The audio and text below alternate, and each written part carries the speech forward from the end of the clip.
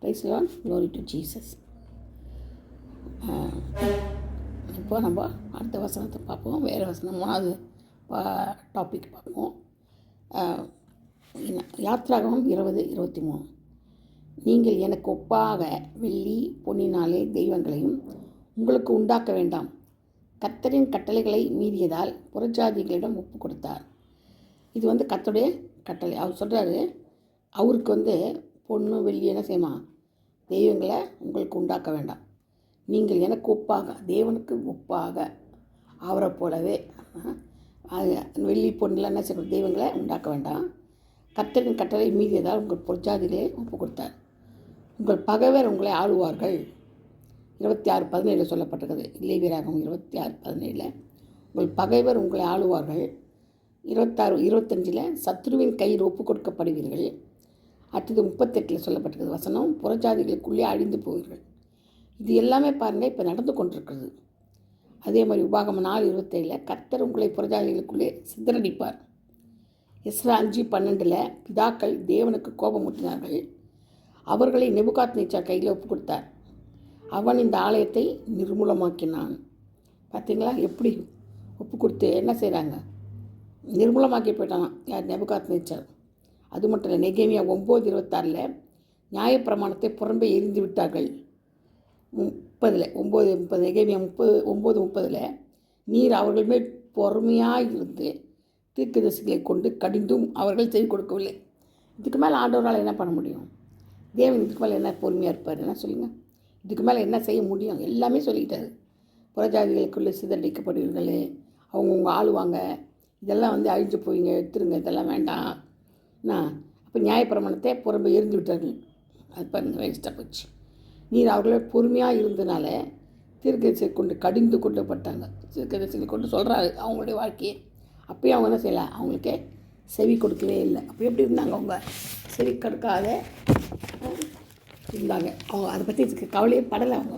அதனால தான் என்ன செய்யலாங்க, அவர்களை அந்நிய தேச ஜனங்களின் கையில் ஒப்பு கொடுத்தார். சரிங்களா, அது ஒரு காரணம். அதே மாதிரி எசேக்கியேல் 7:20 அவருடைய சிங்காரத்தின் மகிமையை அருவருக்கத்தக்கப்படத்தக்கதாக விக்கிரகங்களை உண்டு பண்ணினார்கள். ஆகையால் அந்த விக்கிரகத்தை அந்நியர் கையிலே கொள்ளையாகவும் பூமியின் துஷ்டர்களுக்கு சூறையாகவும் கொடுப்பேன். பாருங்கள், எசேக்கியேல் 7:21 பாருங்கள் சொன்னாங்க. அதே மாதிரி அவர்கள் அதை பரிசுத்த குலைச்சல் ஆக்குவார்கள். 7:22 பாருங்கள், என் அந்தரங்க ஸ்தலத்தை பரிசுத்த குலைச்சலுக்கு 24 ஆகையால் புறஜாதிகளை துஷ்டர்களை வர பண்ணுவேன். அவர்கள் இவர்கள் வீடுகளை சுதந்தித்துக் கொள்வார்கள். அவர்கள் பரிசுத்த தலங்கள் பரிசுத்த குலைச்சலாகும். பார்த்தீங்களா, எவ்வளோ பயங்கரமாக ஒப்பு கொடுத்துருக்குறாரு. புறஜாதிகள் கையில் ஒப்பு கொடுக்குறாருன்னா என்ன அர்த்தம்? சேல் ஜனங்களை, யூத் ஜனங்களை எல்லாம் புறஜாதி கையில் அவருடைய ஜனங்களை ஒப்பு கொடுத்துட்டாரு அவரே. ஏன்னா அவங்க பண்ண அக்கிரமங்கள், அநியாயங்கள் இதுதான். அந்த சங்கீதம் 106 பாருங்கள், 106 அவர்கள் விக்கிரங்களை சேவித்தார்கள். 40 பாருங்கள், 106:40 சங்கீதம் 106:40 கர்த்தரின் கோபம் ஜனத்தின் மேல் மூண்டது. அவர்களை புறஜாதிகளுடைய கையில் ஒப்பு கொடுத்தார். புறஜாதிகள் கையில் ஏன் ஒப்பு கொடுக்குறாருன்றதுக்கு இவ்வளோ காரணங்கள் இருக்குது. நீங்கள் பாருங்கள், இந்த வசனங்களை மட்டும் ஆராய்ச்சி பாருங்கள். அவர் ஏன் புறஜாதிகள் கையில் ஒப்பு கொடுக்குறாரு, எதுக்காக ஒப்பு கொடுத்தாருன்னா இது மாதிரி பண்ணாங்க அவங்க. இதெல்லாம் பண்ணாங்க, விக்கிரங்களை ஆராய்ச்சாங்க, கோபம் மூட்டினாங்க, ஜனங்கள் மேலே கோவப்பட்டினாங்க. இதெல்லாம் அவர் என்ன செஞ்சார், அவங்களுக்கு அனுமதித்தார். அதனால தான் அவர் புறஜாதிகளுடைய கையில் ஒப்பு கொடுத்தார். இவரை ஒப்பு கொடுக்குறாரு, தன்னுடைய ஜனங்களை அவரை ஒப்பு கொடுக்குறாரு. ஏன்னா அப்படியே பண்ண அநியாய ஆக்கிரமணத்துக்காக ஒப்பு கொடுக்குறாங்க. அது மட்டும் இல்லை, யாத்திராகமம் 20:10 பார்த்தீங்கன்னா ஓய்வு நாள் கர்த்தருடையது. லேவியராகமம் 26:2 ஓய்வு நாளில் பயபக்தியாக இருக்க வேண்டும் சொல்கிறார். அப்போ ஆனால் அதே 20 எசேக்கியேல் 20:13-21 ஓய்வு நாளின் பரிசுத்தத்தை குலைத்து போட்டார்களாம். என்ன பண்ணாங்களாம், பரிசுத்தையே குலைச்சிட்டாங்களாம். யார், ஜனங்க. அதனால தான் என்ன செய்கிறார், அவங்க கையில் ஒப்பு கொடுத்தாரு. அது மட்டும் இல்லை, ஏசாயா 58:13-14 அவர்கள் இஷ்டப்படி செய்தார்கள், கர்த்தரின் பரிசுத்த நாளை அசட்டை செய்தார்கள். ஆகையால் நான் அவர்களை புறஜாதிகளுக்குள்ளே சிதறடிப்பேன். எசேக்கியேல் 20:24 சொல்கிறார். க்ளீனாக சொல்கிறார் பாருங்க. இதில் நீங்கள் இந்த தாசனத்தை நிதானமாக யோசித்து படித்தா தான் உங்களுக்கு புரியும். அது அர்த்தத்தை புரிஞ்சுக்கொண்டா தான் உங்களுக்கு நல்ல வேலை செய்யும்.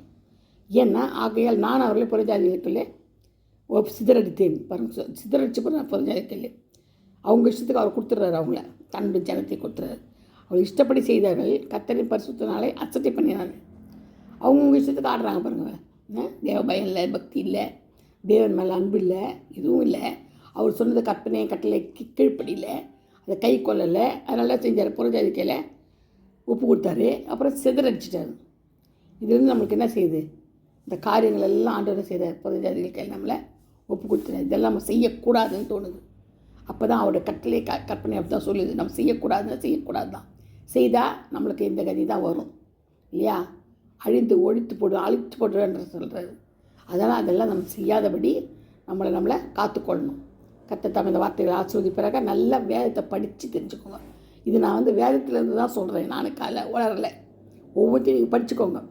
பைபிள் எடுத்து படித்து பார்த்து ஆராய்ச்சி சிந்தித்து நீங்கள் மற்றவர்களுக்கும் இந்த சத்தியத்தை சொல்லுங்கள்.